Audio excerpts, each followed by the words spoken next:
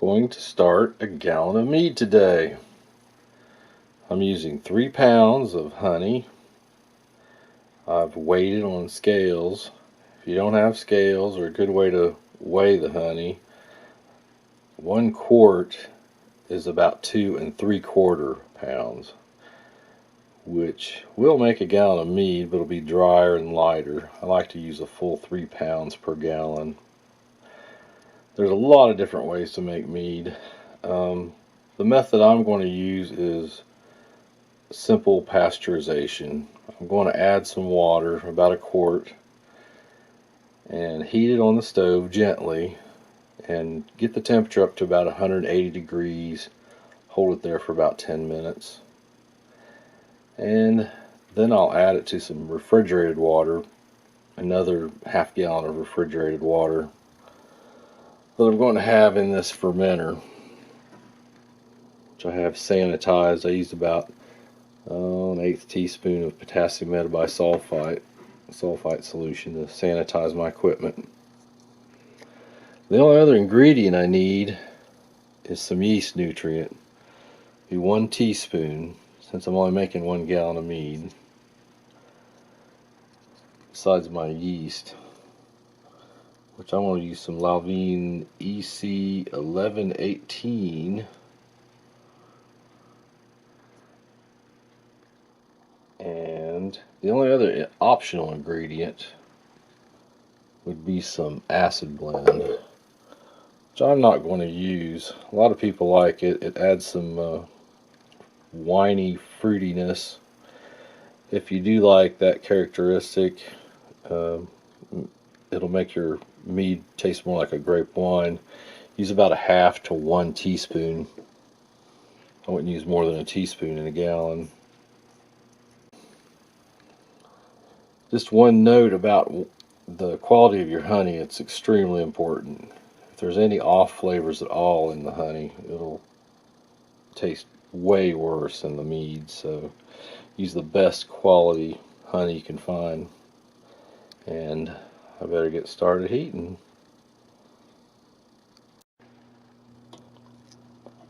I'm heating my honey water mixture. It's important to keep stirring it so you don't burn any honey on the bottom. It's fairly well dissolved right now, so it should be good. And I have my thermometer here, which is going to tell me when I achieve the temperature I want. So I get it up to about 180 for about 10 minutes. I'll turn the heat off. Probably add my yeast nutrient at that point. You need to use yeast nutrient with meads because honey just doesn't have all the nutrition that the yeast need. And if you don't have any yeast nutrient, you can take baker's yeast and kill it. Put it in a little boiling water, or actually could probably throw it in this if it's 180 degrees. But it's a lot more convenient just to have some yeast nutrient to put in there. It's not expensive, you just have to find it at a wine or beer supply place. So I'm going to keep heating this. I've got my 2 quarts of water in the refrigerator, getting that chilled down. So once I get this hot, I'll pull it off the heat, let it cool down a little bit, pour my cold water in the fermenter, and then pour this in. And once it gets down to room temperature, then all I have to do is put in yeast. Making mead is ridiculously easy compared to making beer or wine.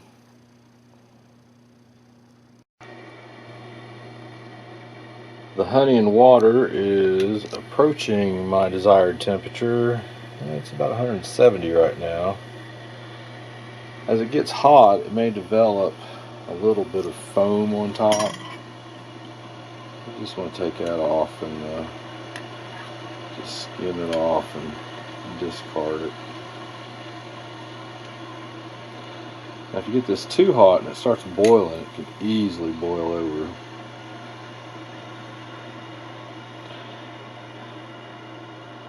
If you don't have a thermometer, you can just heat until it just begins to boil and take the heat off. But you really have to be careful. You can boil mead like a beer wort, get out a lot of that foamy stuff, but it'll easily boil over. Makes a really huge mess if you bubble that over. But I'm just going to get up to about 180, which I'm there, it looks like. So I'll probably just turn the heat off here. Actually, pasteurization temperature I think is around 160 or so Fahrenheit. 170 is probably good. I just ran up to 180 and let it sit there a few minutes. Some people boil their mead, some people use sulfites just like wine. Other people just add the honey and water together.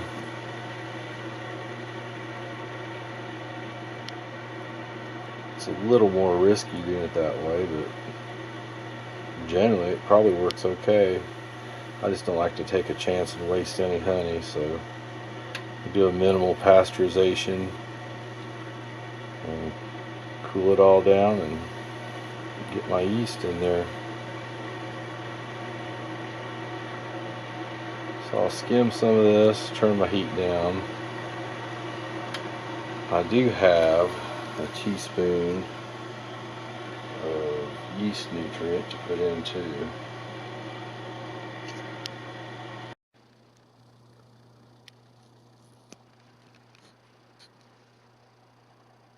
I skimmed off most of the foam and I pulled it off the heat. I'm letting it cool down a little. I'll probably try to get it down, I don't know, I'm guessing a little over 100 degrees before I add it to that other chilled water. I want to end up around room temperature for my yeast. Here's my teaspoon of yeast nutrient. I'm going to go ahead and put that in. Get dissolved well.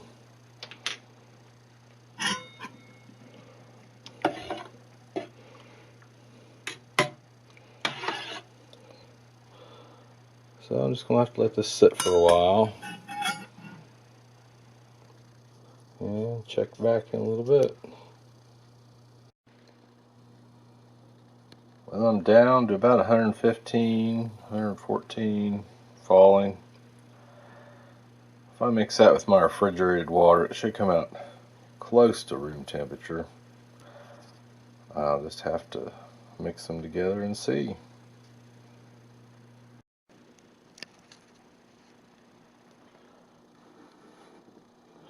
Here's my 2 quarts of cold refrigerated water.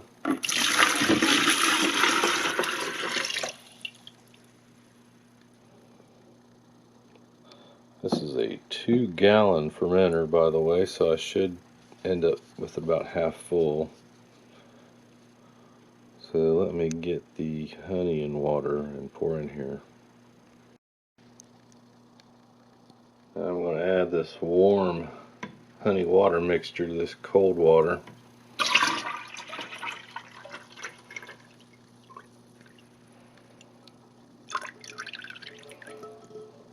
And that should be about a gallon. Now I've checked the temperature of this,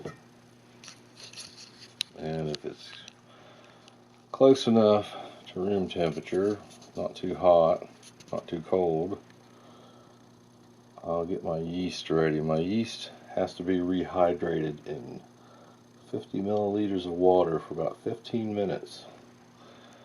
So I'll check the temperature on this and then get my yeast ready. The honey and water is at room temperature. The yeast is fully rehydrated and ready to be pitched in. And I have a sample. The gravity is approximately 1.114, which is about 15% potential alcohol. It's a little higher than most, but it's an extra sweet batch of honey. So this should be good. Need to stir up my yeast. Get it fully suspended in the water.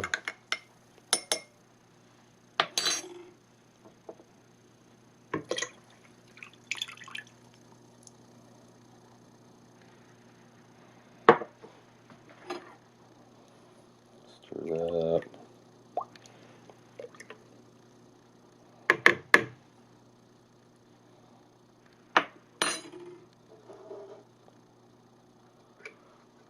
Put my lid on. Put some water in my airlock. And hopefully within 24 hours I'll be seeing some bubbles from fermentation. It's been 48 hours since the yeast were put in. Yesterday it was bubbling. Sometime overnight it decided to quit. This morning I had to take the lid off and stir it. Got the yeast back up and moving. It's bubbling really well right now, so I'll just have to watch it and see how it does.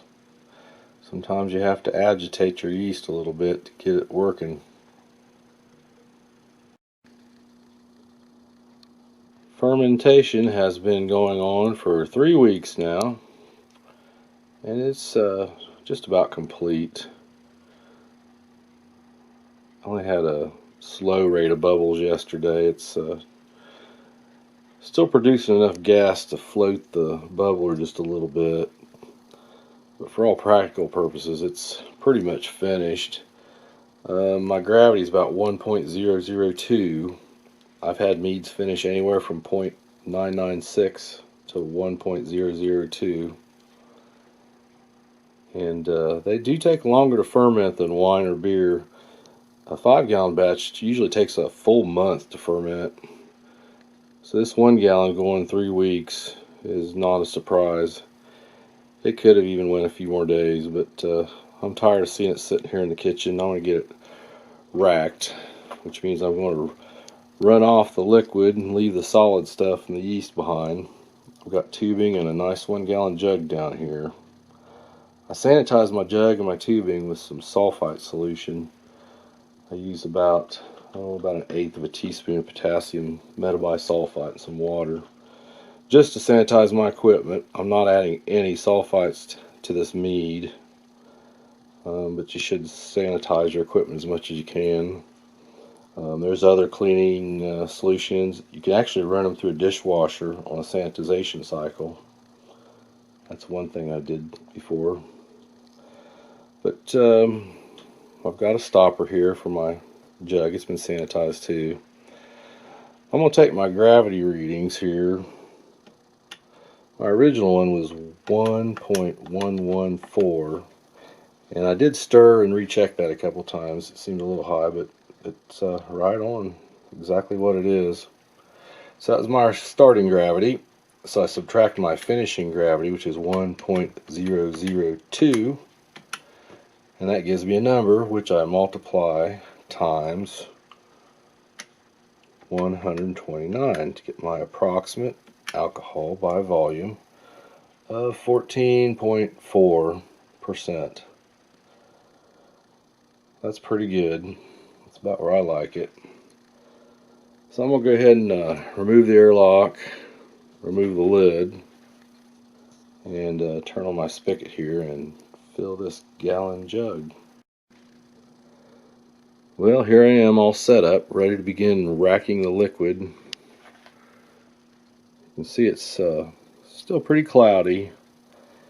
It's going to sit in this jug for a month or thereabouts, and it should be clear. I'll bottle it in about a month. So let me get this starting.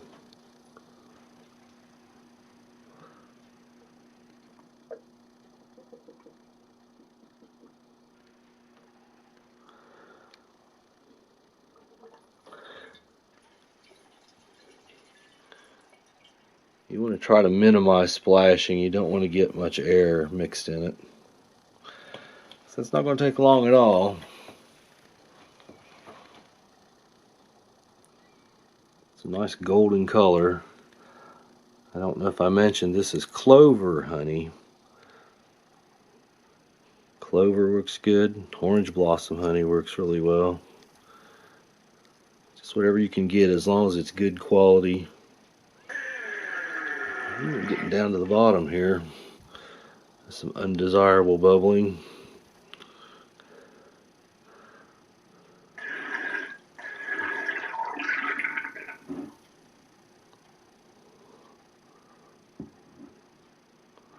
Well, I better stop and take care of this. I've racked a gallon of liquid off of the yeast, and there's what's left behind. Quite an intense aroma of honey and alcohol and yeast. Very strong. So I have a little bit of airspace here. I must have had slightly less than a gallon. That might be one reason my gravity is a little high on the reading at the initial start of this adventure. So what I'm going to have to do is add just a little bit of water, try to fill it up, to about here maybe, just to minimize the amount of air in there. The air can oxidate your mead somewhat, give it kind of a off flavor. So I want to keep that air out of there. So I'm going to get this wrapped up and figure out what to do with it then. The gallon jug's been topped off with some water just to leave a minimal amount of headspace. I use filtered water, so most of the chlorine is removed out of it. Chlorine's not a very desirable thing to have in your mead. So I'm going to set this aside for about a month. It should be plenty clear by then. I should be able to bottle it. Got my stopper and my airlock on. So I'll have to check it back here in about a month. It has been 1 month since the mead was racked into this gallon jug, and it is truly a thing of beauty. Nice and clear. So I'm going to bottle it. I've got 5 bottles here. I was able to round up 4 swing top bottles. And I've got a wine bottle here that I'm going to cork. Got my cork floating in here with my tubing, my racking cane, bottling wand or tip, whatever you want to call it, with sulfite solution. Took about an 1/8 of a teaspoon of metabisulfite powder and mixed in with some water here, some warm water, soaking all my tubing and equipment, and I'm going to rinse the bottles out with it too. I'm not adding any sulfites or anything to this mead when I bottle it, but I am using sulfites to clean my equipment, sanitize it. If you want to avoid sulfites completely, then use another method, an iodine cleaner or chlorine and water, just whatever works for you, but rinse it really well, the bucket and the bottles. So you want them to be as clean and sanitary as possible. So I'm going to get everything rinsed out good, rinse out my bottles, and then I'm going to work on siphoning this beautiful mead into my bucket. And from the bucket, I'm going to run it out the spigot through my bottling wand into the bottles. So first things first, I got to get it out of this jug. I now have the bottles and equipment sanitized. Got my one lonely cork here in my double-handled Italian corker. You can also do this with beer bottles and bottle caps and a bottle capper. You might want to spend a little bit more and try to get oxygen absorbing beer bottle caps if you're going to store it for long. I've stored mead in beer bottles like that for many years and it still be good. So here's the star of the show. 1 gallon that I'm going to siphon into this bucket down here. In order to do that, I'm going to fill up my racking cane and tubing with water. I just hold my finger over the end of the tubing, stuff the racking cane into the jug here and the tubing down here, and let go of the tubing, and things should start to flow. Siphoning out at a fairly rapid rate. I want to try to avoid much splashing. I certainly want to try to avoid getting sediment off the bottom. Carefully tilt.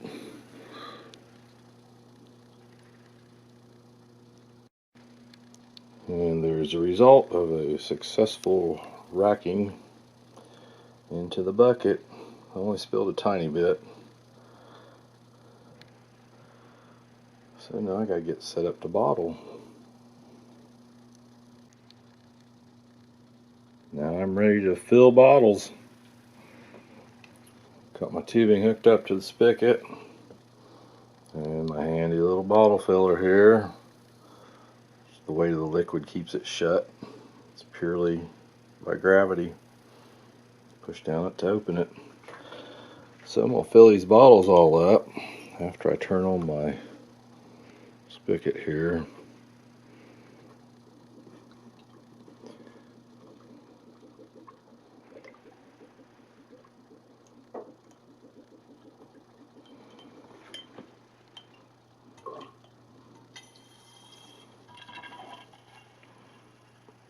Get a little bit of air in the first one until the tubing gets filled. It's pretty much unavoidable.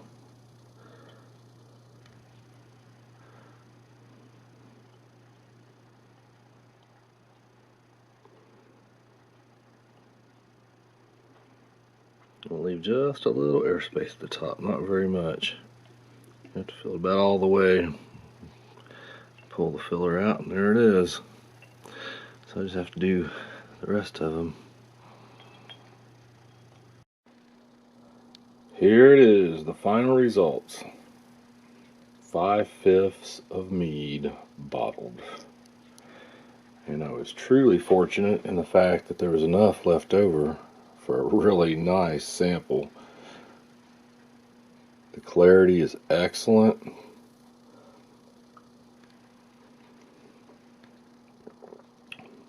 Very smooth. Mead can be consumed young, or it can age a while. I'll probably drink these swing top bottles first over the next few months. This nicely corked wine bottle, I'll probably sit it back, let it age for a while. But I'm pretty happy with the way everything turned out. I used to make a lot of 5-gallon batches of mead, and I probably will at some point in the future, but it takes a lot of honey to do that. So it's nice just to make a little small batch. Well, I hope everyone's enjoyed watching as much as I've enjoyed doing. So good luck with your mead making adventures.